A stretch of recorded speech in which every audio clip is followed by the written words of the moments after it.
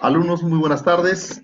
En esta ocasión vamos a desarrollar la teoría de lo que son procedimientos generales en el manejo del paciente crítico.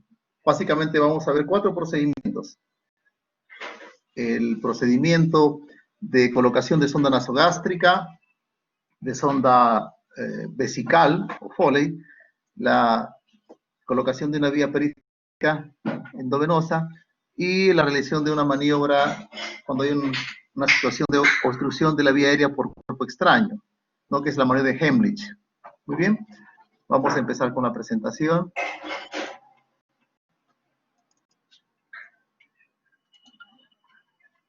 Bueno, rápidamente empezaremos con lo que es inserción del acceso venoso periférico, ¿no? Un procedimiento bastante rutinario en la práctica de la medicina. Usualmente lo hace el personal de licenciados de enfermería, pero también en algunas ocasiones, sobre todo para cuando ustedes van a estar ya trabajando en el serum, van a tener muchas veces que hacerlo ustedes mismos, ¿no? Entonces es importante adquirir esta destreza, ¿no? Muy bien. Entonces un catéter venoso periférico es un tubo delgado flexible que se inserta en una vena Doctor, periférica, ¿no? no está compartiendo pantalla. Perdón, disculpe. Gracias.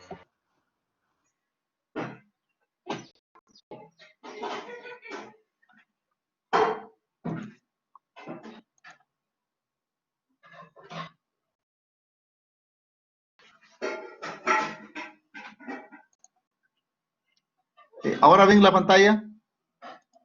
Sí, doctor, sí se ve. Perfecto. Muy bien, entonces empezamos con el primer procedimiento, que es la inserción del catéter venoso periférico, ¿no? Este es un procedimiento que vamos a necesitarlo bastante en la práctica diaria de la medicina. Como les decía, usualmente lo hace el personal de enfermería, pero es importante tener esa destreza porque cuando tengan que hacer su servicio social o trabajar en un lugar que no tengan la posibilidad del apoyo del personal de enfermería, tendrían pues que hacer ustedes mismos. Eso es importante tener esa destreza. Muy bien, empezaremos con una definición rápida, ¿no? Un catéter venoso periférico es un tubo delgado flexible que se inserta en una vena periférica. Normalmente se puede insertar en la parte inferior del brazo, en la parte posterior de la mano, ¿no? O sea, en las venas, en la flexura, perdón, en el antebrazo o en el dorso de la mano. A través de ella podemos administrar líquidos, transfusión de sangre, quimioterapia o cualquier tipo de tratamiento endovenoso. Cuando se indica la colocación de un acceso venoso periférico, se indica para la administración de medicamentos, para fluidoterapia y también para la transfusión de sangre y otros hemoderivados. ¿No? Son las principales indicaciones para las cuales vamos a tener que aprender esta destreza.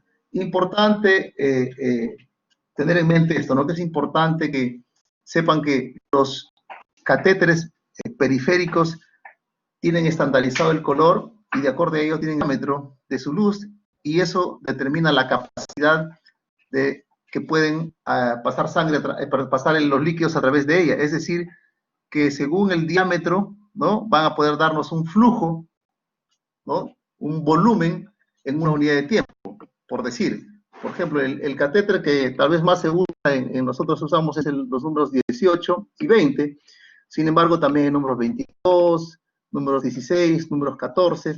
Entonces es importante que ustedes conozcan esto, que sepan elegir apropiadamente el catéter. El catéter, tenemos desde el catéter, por ejemplo, que tiene de 14 gauge, este catéter puede pasar a través de 240 mililitros por minuto.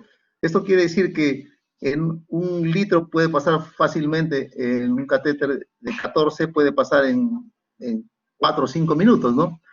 Sin embargo, si tenemos un catéter número 16, su flujo es de 180 mililitros por minuto, entonces un litro pasaría aproximadamente en promedio en unos 6 minutos, ¿no? Y así podemos irnos dando cuenta. Por ejemplo, si nosotros tenemos un paciente que viene en un shock hipovolémico, un paciente que se está desangrando o sumamente deshidratado, y le colocamos una vía periférica de un catéter de un calibre muy delgado, como por ejemplo una 24 o una 22, nos vamos a dar cuenta, por ejemplo, que el calibre 22, que es el color azul, da 36 mililitros por minuto, ¿no? Entonces, si tenemos nosotros un litro, dividimos entre 36, por lo menos esto va a tomar un poco más de media hora en poder, en el mejor de los casos, en pasar ese fluido. Si tenemos nosotros la necesidad de un paciente de reanimarlo rápidamente, porque tiene un trauma múltiple con un sangrado interno y necesita ser reanimado en forma inmediata para pasar a sala de operaciones, ¿no? Entonces necesitamos utilizar un catéter de mayor flujo, ¿no es cierto?, que nos va a permitir un mayor flujo, y estos catéteres suelen ser usualmente un número mínimo, un 18, 16 idealmente. Son los que preferimos usar usualmente en las salas de emergencia y en las salas de cuidados intensivos, ¿no?, por la rapidez que nos va a permitir dar los fluidos. ¿No? Recordar siempre las partes que tiene un catéter periférico, ¿no es cierto? Y una parte metálica que es el fiador o metal que nos permite introducir el catéter, y en sí el catéter, que es un plástico transparente, ¿no es cierto?, que es lo que va a estar ya en la vena del paciente, ¿no? Tiene también una parte de lo que se llama el cono de conexión, y eso permite conocer los colores que tiene el cono de conexión. Es justamente lo que define el diámetro, la luz del catéter. Entonces, por ejemplo, este rosadito es color 20, ¿no es cierto? El verde es el 18, ¿no?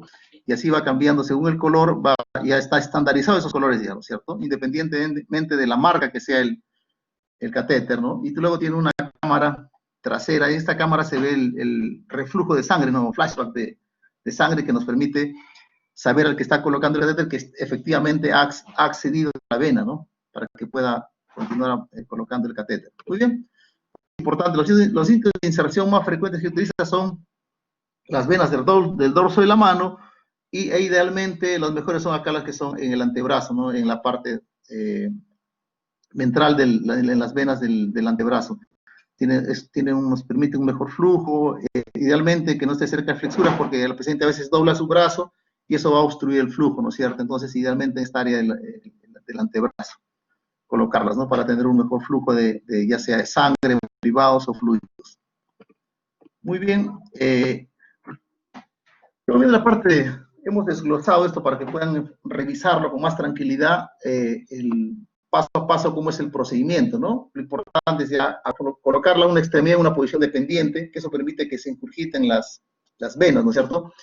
Se aplica el torniquete unos 10 a 15 centímetros por encima de la zona donde vamos a hacer la venopunción, ¿no? Nosotros hemos elegido, por ejemplo, no sé, la vena dorsal o en el antebrazo, y en el área que nosotros hemos visto que tiene mejor visualización, ahí 15 minutos por encima aplicamos el torniquete, ¿no? Podemos masajear un poquito la vena en la zona donde vamos a colocar el catéter. Se pide al paciente para que pueda abrir y cierre el puño, y eso permite ingurgitar las venas, ¿no es cierto? Ponerse guantes limpios, limpiar el sitio donde vamos a acceder. Muy importante esta la parte de la bioseguridad, la limpieza, porque recuerden que la infección del sitio de inserción del catéter es una complicación que se ve cuando no se guardan estas respectivas medidas de limpieza y de bioseguridad, ¿no es cierto? Hay que limpiar el sitio con un antiséptico tópico, dejar que seque, y usamos la mano no dominante para tensar suavemente la piel debajo del sitio de entrada, para dar estabilidad a donde vamos a punzar con nuestro catéter para entrar a la vena periférica que queremos acceder, ¿no? Hay que sujetar el catéter en su parte trasera, en su parte transparente, es decir, de la cámara visual del reflujo, no del cono de color, no sé, sino de la parte de la cámara, ahí esa parte se sujeta el catéter para colocarlo, ¿no? Introducir el catéter siempre con el bisel hacia arriba, más o menos unos 5 o 6 milímetros antes de la entrada de la vena. Si hemos visualizado una vena, no directamente sobre la vena, sino unos 5 o 6 milímetros antes para poder avanzar, ¿no? Muy bien, luego de la vena en una de 25 a 15 a 25 grados, ¿no? Ya cuando uno vea en la cámara el reflujo de la sanguíneo, ¿no es cierto?, en la cámara del catéter, ya se baja el ángulo de inclinación casi paralelo a la piel y se avanza medio, 1 centímetro, ¿no?, para poder asegurar el emplazamiento que está realmente en la vena, ¿no? Entonces, mejor acá, como vemos acá, por ejemplo, está realizando la limpieza, ¿no? Ya, y pueden ver acá, ¿no es cierto?, una distancia, más o menos 10, 15 metros, la colocación de la ligadura, como habíamos visto en la parte de la descripción, ¿no es cierto? Y más o menos va a acceder en esta vena del dorso de la mano. Muy bien. Acá, como ven, no está por encima de la vena, sino unos 5 o 6 milímetros antes del punto donde quiere acceder a la vena, ¿no es cierto? Muy bien. Vemos acá cómo está accediendo a la vena, ¿no? Tanto acá el antebrazo, el dorso de la mano. Muy bien. Una vez que ya se ha accedido a la vena, ¿no? Hay que sujetar con firmeza el catéter, retirar medio centímetro solamente la aguja, ¿no? Si hay reflujo, quiere decir que está uno dentro de la vena. Y hay que soltar el torniquete antes de retirar la aguja. Se avanza el catéter deslizando el cono sobre la aguja, ¿no es cierto? Porque va a sacar la aguja metálica, el fiador que se llama, y va a quedar sobre el catéter. Entonces se avanza sobre el catéter. A veces cuando se avanza con toda, o sea, ya se accedió a la vena y se avanza con toda la aguja, a veces puede inclusive uno transfixiar y puede devorar y echar a perder esa vena que ha accedido, ¿no es cierto? Entonces solamente si avanza el catéter sí se puede amoldar se puede amoldar a la vena, pero no la aguja la aguja la va a transfixiar y la va a romper, ¿no? Entonces hay que ejercer una presión sobre la vena proximal al catéter. ¿Para qué? Para bloquear la salida del catéter. Muchas veces hemos visto que cuando no se hace eso apropiadamente, uno saca la aguja y comienza a chisguetear sangre, ¿no? Por la presión que tiene, sobre todo si también no apropiadamente no ha sacado el torniquete, ¿no? Entonces hay que ejercer una presión en la zona proximal al catéter para poder bloquear la salida de la sangre, ¿no es cierto? Se retira con cuidado la aguja y se conecta a la venoclisis con el catéter. Se inicia una infusión lentamente y se comprueba que hay un adecuado flujo, ¿no es cierto? Se comprueba que la vía está permeable, hay un buen flujo, se prueba también de que no haya una extravasación, que no comience a hincharse la zona de inserción, porque muchas veces cuando está fuera de la vena comienza a hincharse y uno se da cuenta pues que ha sido frustra el intento de canalizar apropiadamente esa vía endovenosa, ¿no es cierto? Muy bien, que estaba el catéter con un adhesivo transparente. Es muy importante porque recordar que el adhesivo transparente nos va a permitir darnos cuenta en forma precoz signos de una probable infección, ¿no? Que pueda aparecer en el punto de entrada. En cambio, si ponemos un esparadrapo que no es transparente, lo vamos a ver en forma más tardía, ¿no es cierto? Entonces hay que examinar la piel que rodea el lugar de la punción en busca de signos de infiltración, formación de hematomas, etcétera, ¿no es cierto? Importante también, por último, etiquetar la punción con la fecha y hora y el número del catéter. Esto permite que si el enfermero que colocó esa vía pues en otra guardia ya no va a estar otro tipo personal y saber más o menos cuánto tiempo tiene ese. A veces los pacientes ni se acuerdan, ¿no? Cuando les han colocado la vía, entonces es importante para un control, para cambiar esa vía, ¿no? Esa vía endovenosa. Muy bien. Acá tenemos, ¿no? Ya está, por ejemplo, está retirando la aguja y cómo está avanzando, solamente avanza el catéter, nada más, ¿no es cierto? Solamente. Si avanzara con toda aguja, entonces probablemente puede transfixiar o romper la vena, ¿no? Muy bien. Acá tenemos acá, este es un tipo de, un adhesivo transparente, ¿no? La marca más frecuente que usamos es Tegaderm, pues cuando ya prácticamente ese adhesivo ya a veces no es ni siquiera la marca Tegaderm y por costumbre decimos, no, pone su Tegaderm, ¿no? Que es un adhesivo transparente, ¿no? Muy bien. Acá podemos ver también ya, que también ha colocado acá, ¿no? El día le ha puesto el 26 de marzo de tal fecha, ¿no es cierto? Perfecto. 26 de marzo de 2020, por decir. Entonces eso permite pues, saber cuándo tiene que recambiarse cuándo se ha colocado, quién ha colocado esa vía, ¿no es cierto? Muy bien. ¿Qué complicaciones puede verse? Como todo procedimiento en este centro de complicaciones, ¿no?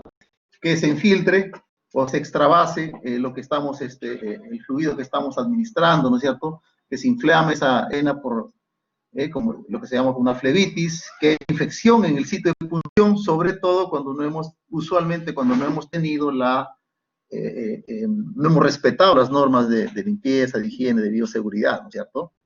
Entonces, la formación de hematomas eventualmente puede producirse hasta una trombosis superficial, no son las complicaciones potenciales de una vía endovenosa. Bueno, ahora seguimos con el siguiente procedimiento que es la inserción de sonda nasogástrica. La inserción de sonda nasogástrica, muy bien. ¿Qué es una sonda nasogástrica? Es un tubo de plástico, puede ser de hule o PVC, que se introduce a través de la nariz, ¿no? Hacia el estómago. Muy bien, ¿cuáles son las indicaciones de colocar la sonda nasogástrica? Administrar alimentos, administración de medicamentos, aspiración o drenaje de contenido gastrointestinal, ¿no? En caso de haber, por ejemplo, paciente que tiene una hemorragia digestiva o ha ingerido tóxicos y está en el tiempo apropiado, se puede hacer un lavado gástrico con el fin de retirar los tóxicos que todavía están retenidos en el estómago, ¿no? Otra indicación, por ejemplo, sería descompresión gástrica por gas en caso de que haya un ilio postoperatorio, la aspiración de drenaje de contenido gastrointestinal en caso de los pacientes tienen, por ejemplo, una obstrucción intestinal, ¿no? Eso va a aliviar los síntomas del paciente, ¿no? Y muchos cuadros se van a resolver solamente inclusive con una sonda nasogástrica, o sobre todo obstrucciones intestinales parciales, ¿no? ¿Se escucha apropiadamente? Sí, doctor, sí, ¿Alumnos? doctor, bien. Sí se escucha, doctor. Perfecto. Muy bien, ¿cuáles son las contraindicaciones, no? ¿Cuáles no se debe colocar una sonda nasogástrica? En caso de que haya ingesta de cáusticos, ¿no? No se coloca una sonda nasogástrica. Sospecha de una ruptura esofágica, un postoperatorio reciente, ¿no? De una cirugía gastroesofágica o bucofaringia, la presencia de un divertículo de Zenker, ¿no? Algunas malformaciones congénitas, ¿no? Gente que tiene cierto grado de atresia de coanos o atresia esofágica, ¿no? Muy bien, entonces acá tenemos la descripción de cómo se realiza el procedimiento, ¿no es cierto? Importante más o menos medir hasta dónde vamos a introducir la sonda nasogástrica. Entonces, una forma que es estandarizada es medir desde la punta de la nariz hasta el lóbulo de la oreja y luego hasta el apéndice sifoides. Más o menos todo ese tramo de sonda es lo que vamos a introducir hasta llegar al estómago, ¿no es cierto? Hay que lubricar siempre la punta de la sonda con gel de lidocaína al 2%, y se introduce en una de las fosas nasales del paciente, siempre en la parte posterior, ¿no? Más o menos cuando está llegando de la punta de la sonda nasogástrica a la orofaringe y se está deslizando a la pared posterior, la punta de la sonda nasogástrica puede eventualmente provocar un poco de náuseas. Y si el paciente está despierto o alerta, se le pide pues que se tranquilice, que se le hace respirar, y también para que pueda ayudar a pasar, pues se le estimula que pase saliva, ¿no? O se le da de beber un poquito de agua, a veces con un sorbetito. Con un sorbete puede beber un poco de agua y eso estimula que pueda ayudar a pasar la pared posterior de la faringe a la sonda nasogástrica. Cuando ocurre esto, una vez que ya está más allá de la faringe y entra en el esófago, ya fácilmente se desplaza, ¿no? Hacia el estómago. Una vez que llegamos al estómago, hay que fijar la sonda en su lugar, ¿no? Para evitar pues, que se mueva, ¿no? Entonces, ¿de qué forma podemos darnos cuenta de que hemos llegado al estómago con la sonda nasogástrica? De dos cosas. O podemos utilizar con un estetoscopio, se introduce aire, 15, 20 centímetros de aire, con una jeringa, y se escucha esto bastante nítido, se escucha con un estetoscopio, o cuando también podemos aspirar con una sonda nasogástrica, a través de la sonda nasogástrica podemos usar una jeringa de líquido gástrico, ¿no es cierto? Entonces, eso nos dice que estamos en la posición que se requiere, o sea que la punta de la sonda nasogástrica está en el estómago, ¿no? Donde debe estar. ¿Qué complicaciones puede ocurrir?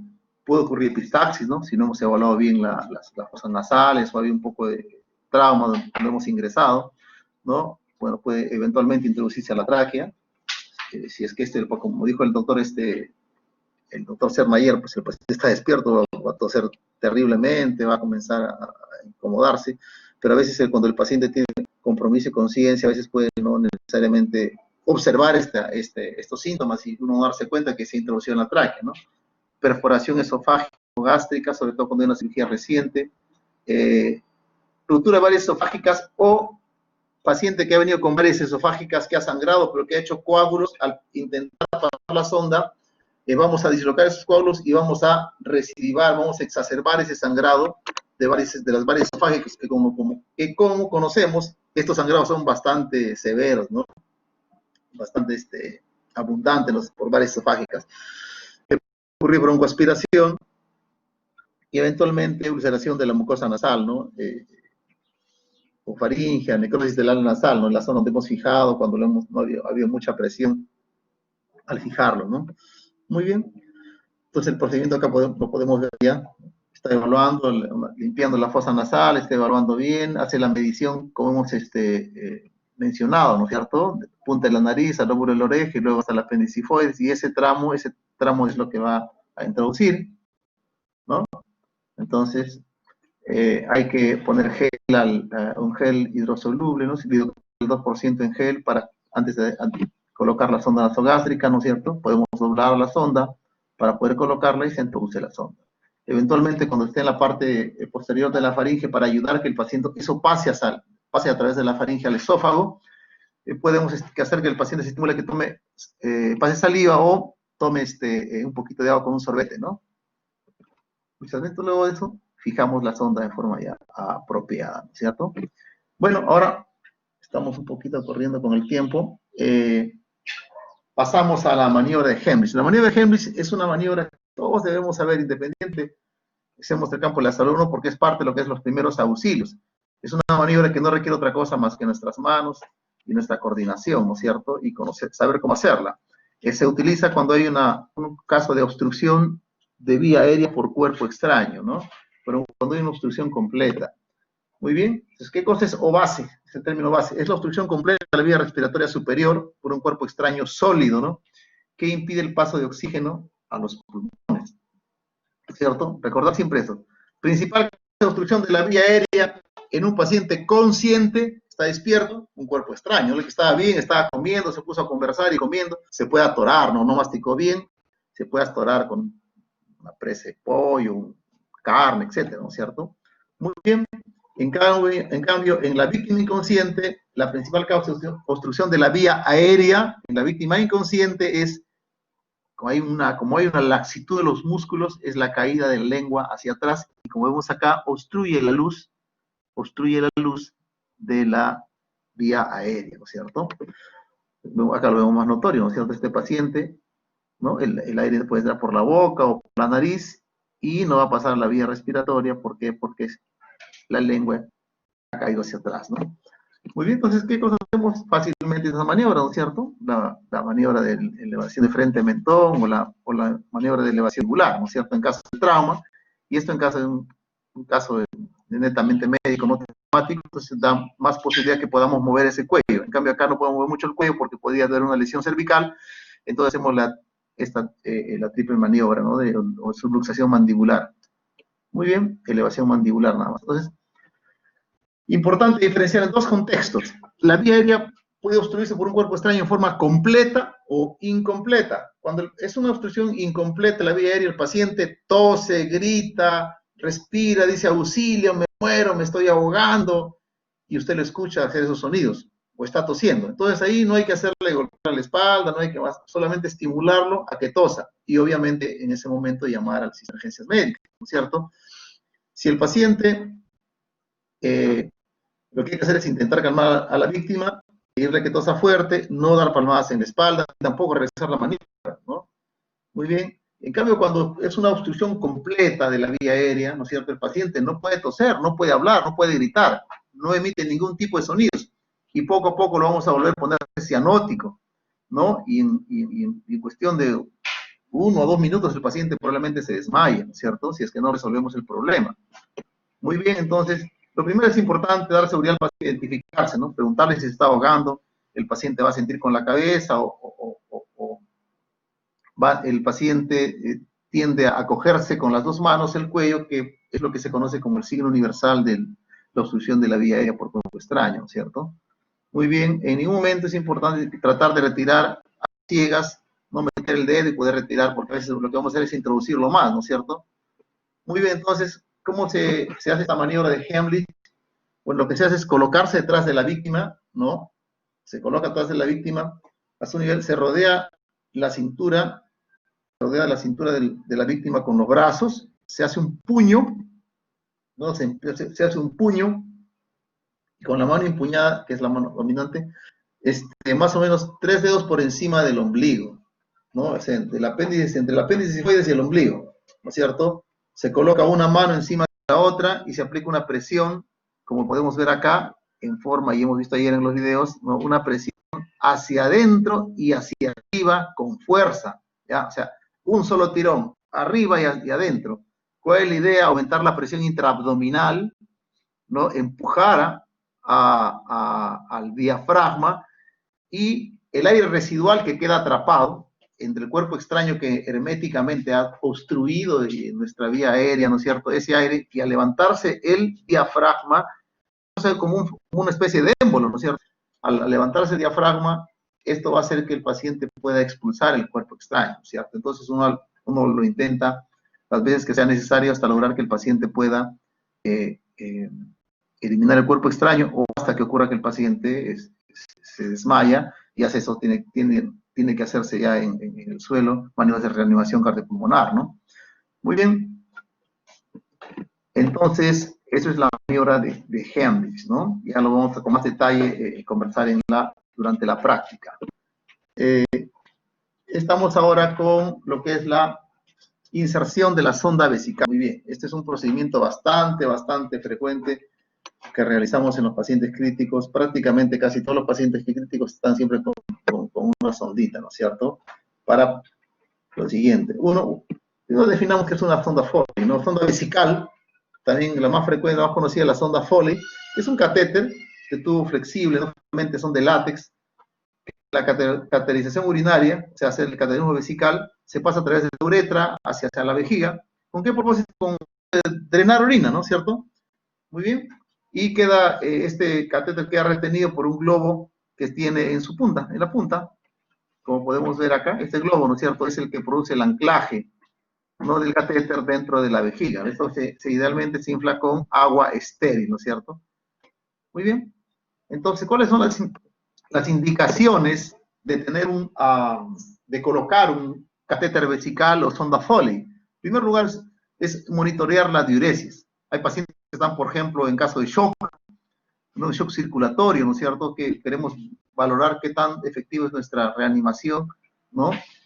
Cuando el paciente está en falla renal, queremos controlar qué tan efectiva es nuestra reanimación a través de mejorar su diuresis, su flujo urinario, y es importante que esto lo podamos controlar hora a hora, ¿no es cierto? Monitorizarlo en forma estrecha, para eso se coloca una sonda.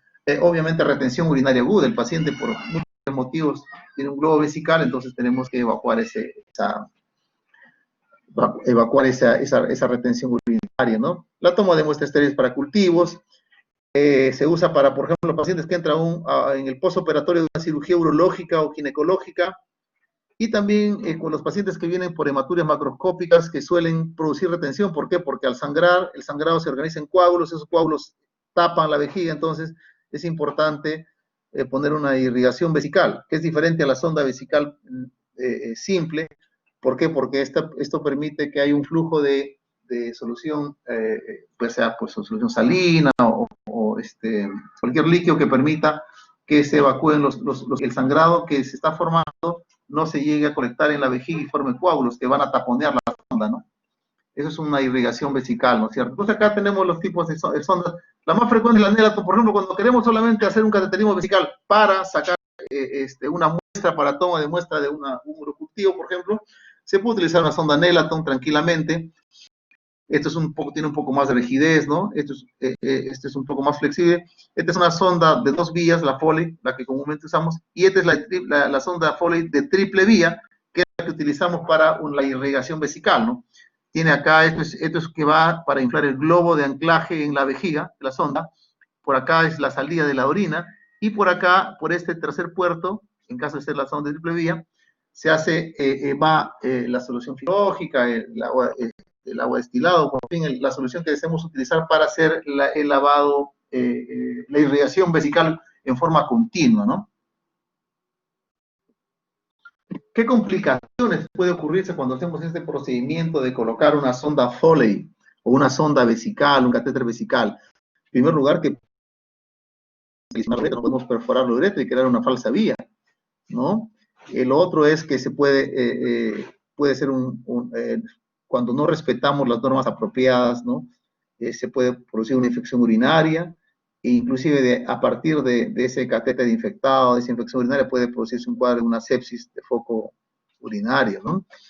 También la retención urinaria por obstrucción de la sonda. Como les había dicho, si ocurre un sangrado, y ese sangrado es importante, se forman coágulos, que eso tapa los agujeros que tiene la sonda, por las cuales debe drenar la orina, y el paciente nuevamente va a hacer un globo vesical, y muchas veces es por que hay una obstrucción de la sonda, ¿no? De los agujeros que tiene la punta de la sonda Foley en este caso, que puede ser ya sea por detritus, puede ser por moco, o puede ser por coágulos, ¿no es cierto?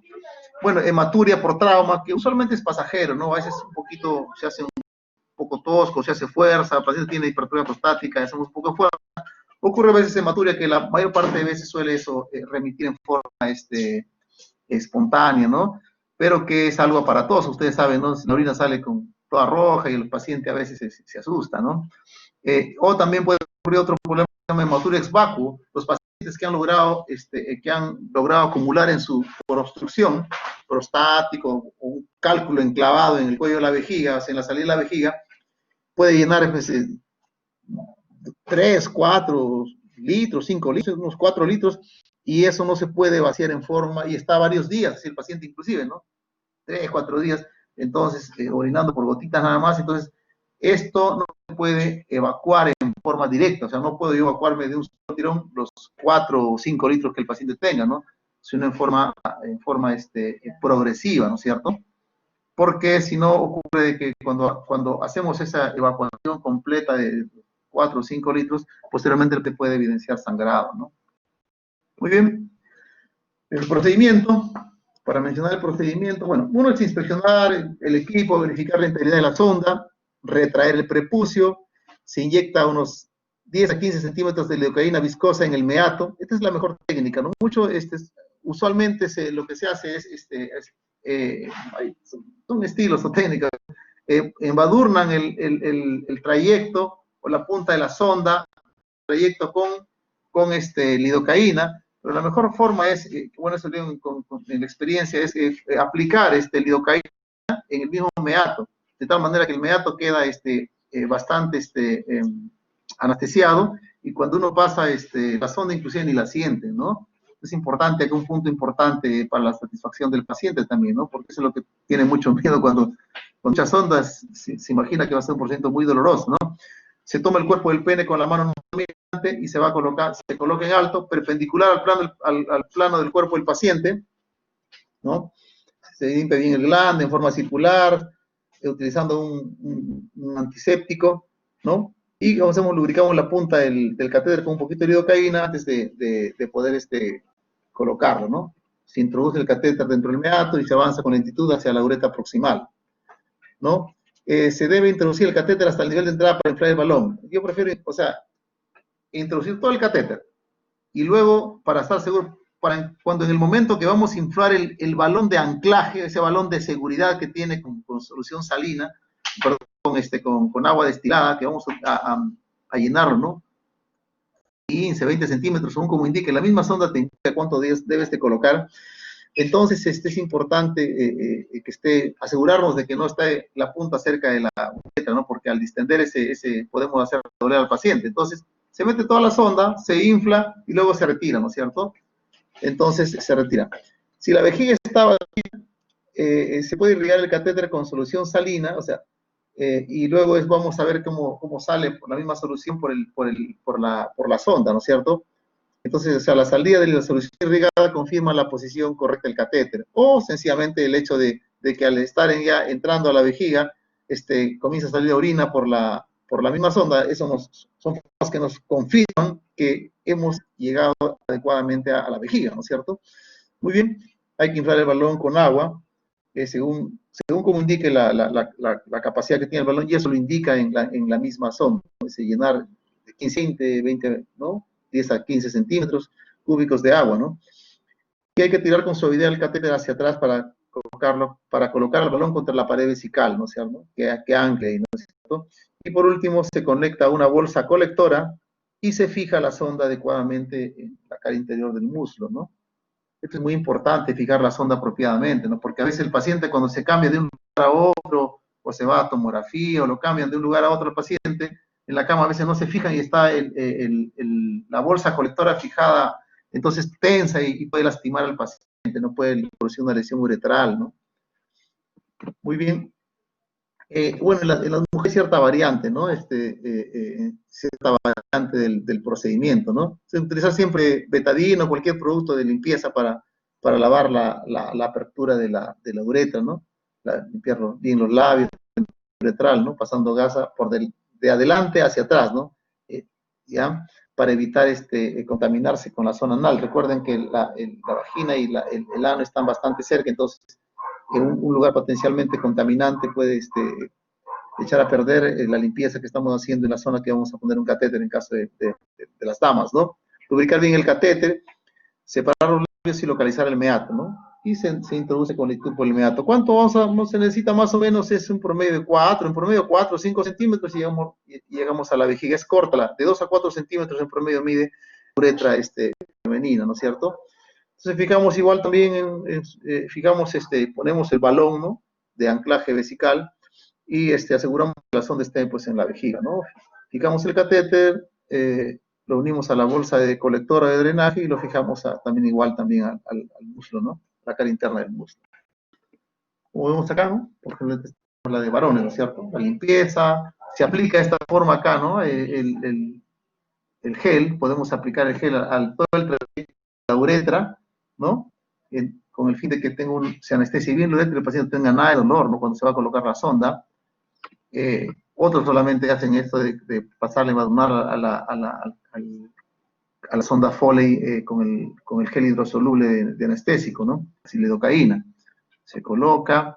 Muy bien. Acá, por ejemplo, podemos ver el hecho de ver la orina que está saliendo, significa que ya estamos efectivamente en la vejiga y se puede casi la totalidad del catéter y luego se va a inflar el balón y luego ya se va a retirar, ¿no? Como vamos a ver ahorita acá, ¿no? Entonces se está inflando el balón de anclaje en la vejiga, ¿no? 15, 20 centímetros de agua y luego se conecta el catéter, la salida por donde va a salir la orina, el catéter hacia la bolsa colectora, ¿no? Ya se ha retirado todo y por último, ¿no? Muy bien, entonces tenemos acá, este es en caso de las mujeres, ¿no es cierto? Posición de litotomías, hay que proteger la zona perineal, ¿no es cierto? Para evitar contaminarnos. Muy bien. Otra forma también de ver acá, por ejemplo, otros inclusive aseguran inflan el globo de anclaje vesical, ¿no es cierto? El globo de seguridad lo inflan para verificar que esté completo. Bueno, en cierto modo me parece que esto a veces es manipular, lo ideal es manipular lo menos posible la sonda, ¿no? Porque recuerden, esto tiene que estar bien estéril y se debe permanecer así estéril, ¿no? Muy bien, la limpieza, colocan a través de la uretra, fijan conectan la sonda con el colector y se fija apropiadamente la sonda, ¿no es cierto? Para evitar tracciones que pudieran lesionar la uretra, ¿no? Muy bien. Y hemos terminado la clase 4:20 como estaba programado. Tenemos todavía unos minutos para algunas preguntas. Sí, Doctor Serna, a ver. Sí, mira, caramba. Tenemos como invitada a Paola Chauca, que es una licenciada y te la presento, Freddy, porque no hemos tenido oportunidad, ella ha tenido la amabilidad de estarme ayer en la tarde, así en la noche, la invitación, y ella trabaja muchos años en el cuidado intensivo. Ella tenía entrenamiento en Cayetano, es profesora de varios estudios de maestría, de estudios de superiores en enfermería, y ella nos va a dar algunos tips. A ver, Paulita, abre me gustaría escuchar. Sí, sí. Excelente. Que ha descrito. De lo Buenas que se ha tardes. Paulita, muy buenas Claro, tardes. claro que sí. ¿Me escuchan bien?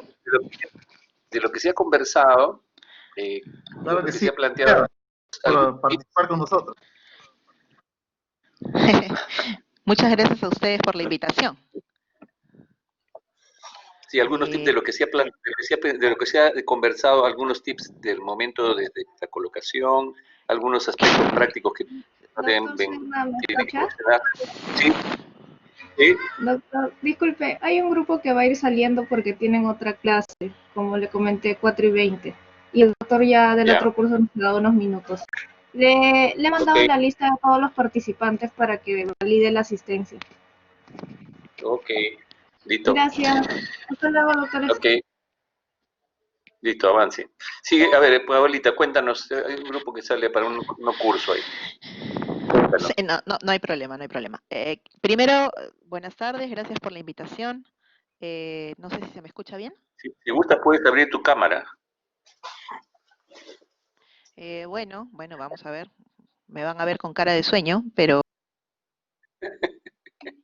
No te preocupes, a ver, si nos gustaría escucharte, no te preocupes, avante nomás, avancemos.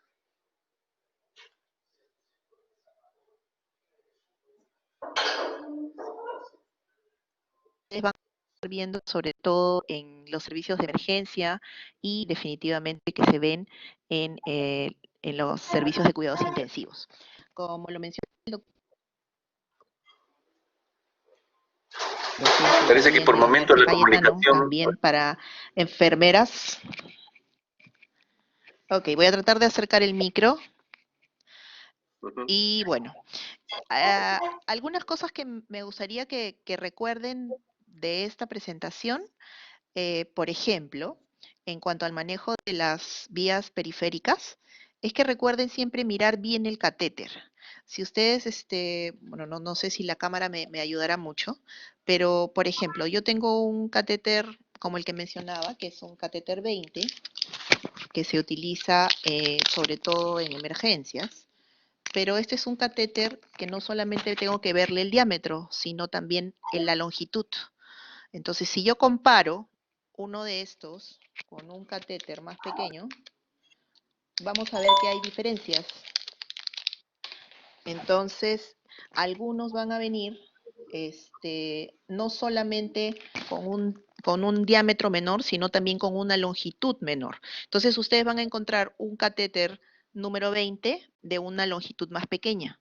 Entonces, mientras más corto también sea el catéter, les va a ayudar también a que la solución pase más rápido. Es cierto que si yo tengo un paciente en shock, un paciente con una hemorragia, voy a tratar de que el catéter que yo utilice sea el más grueso. Pero lamentablemente si tengo un paciente con hemorragia, con shock, deshidratado, va a ser muy difícil que yo canule una vía periférica. Y entonces necesitamos asegurar una vía de primera intención.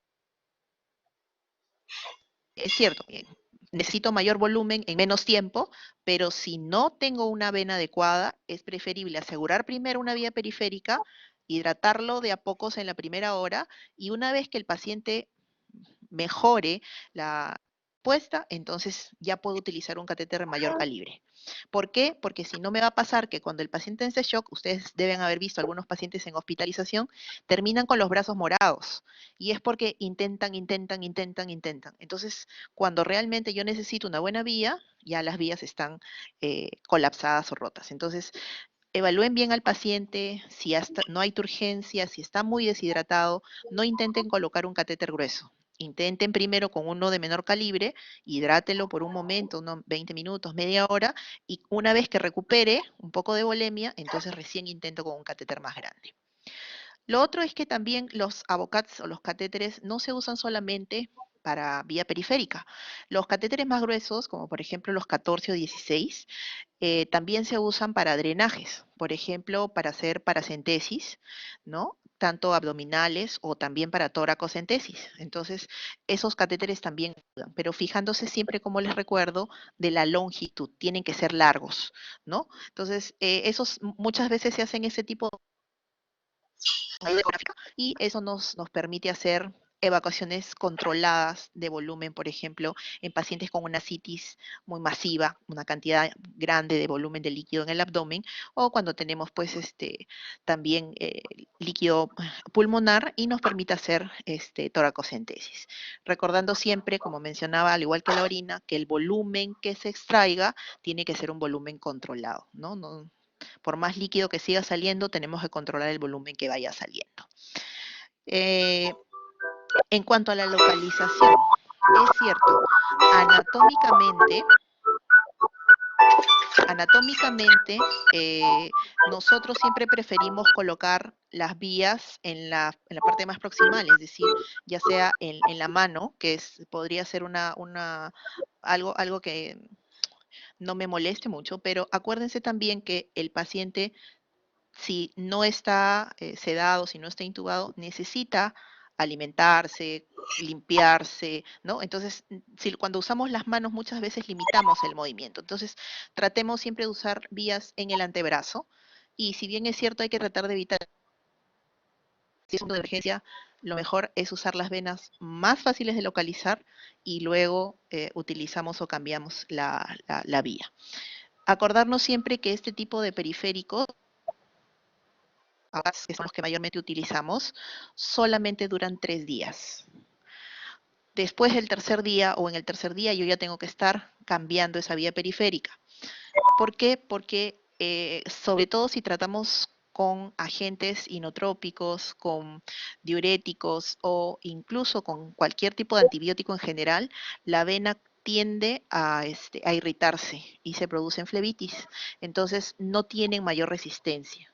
Ahora, si nosotros utilizamos otro tipo de catéteres, que no sé si se ven, aquí hay otro tipo de catéter, ¿no?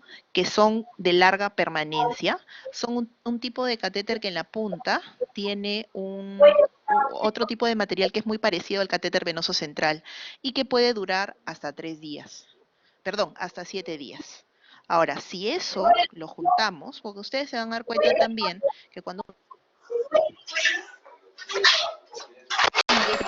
lo que usualmente vamos a encontrar al final es esto, ¿no? Es una llave de triple vía, que esta la conocemos.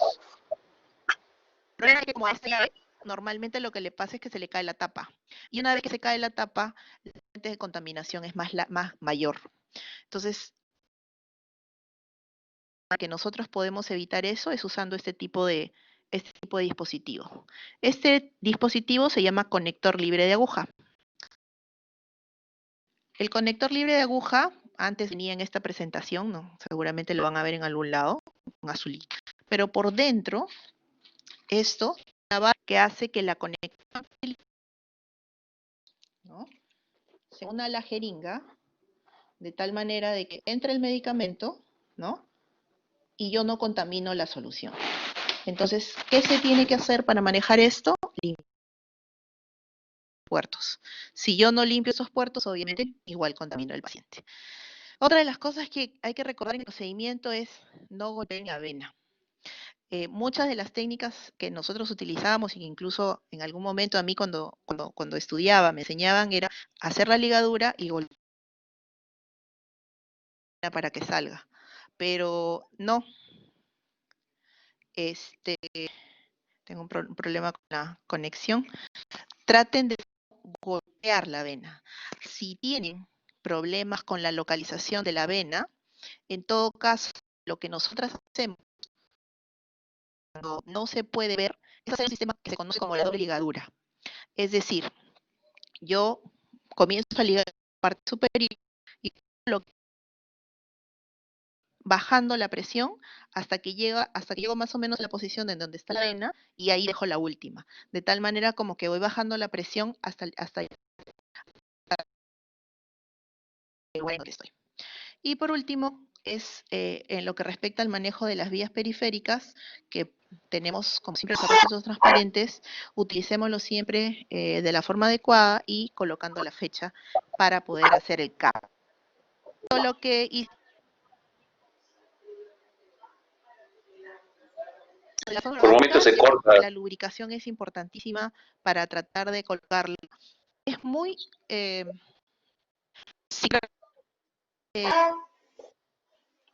Por momentos se corta, Paulita. 2 minutos. complicado que les va a pasar. Ya, ok. Voy a tratar, no sé, debe ser la señal del internet. Voy a tratar de cambiar a mi Ya se teléfono. escucha bien ahorita. Ya se escucha bien ahorita. A ver si esa señal está más estable. ¿Sí? Sí, se Ok, escucha ok. mejor ahorita. Entonces, como les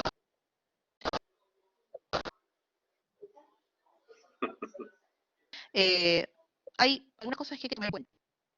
Complicado ponerle la sonda orogástrica a un paciente que está despierto.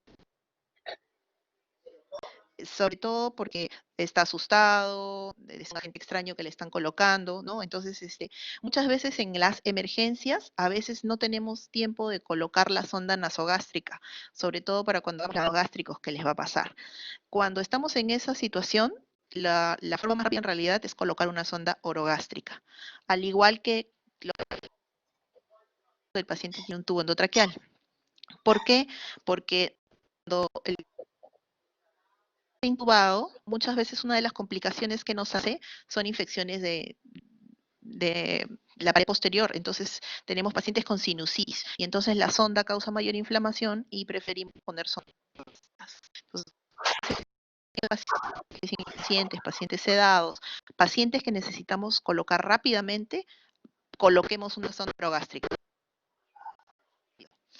En los otros casos sí, vamos a tener que armarnos de paciencia y tratar de que el paciente colabore con la devolución al momento de colocar la sonda. En cualquiera de los casos, la recomendación es que coloquen una marca al final de la sonda en el lugar donde Freddy, una vez no, que se ha Freddy, indicado que esté en el puedes ir al sitio, otro grupo. para que cuando la siguiente persona vaya, la sonda Dígame, esté en el mismo doctor. sitio. Puedes ir al otro grupo. Ya, tendría que abandonar la sesión entonces, doctor, ¿ya? Sí. Ya, abandono la sesión, doctor, ya, listo. Ok. Bueno, y por último, con la sonda Foley, la recomendación, seguramente van a hacer ustedes ahora en la práctica, definitivamente sí, se prefiere hacer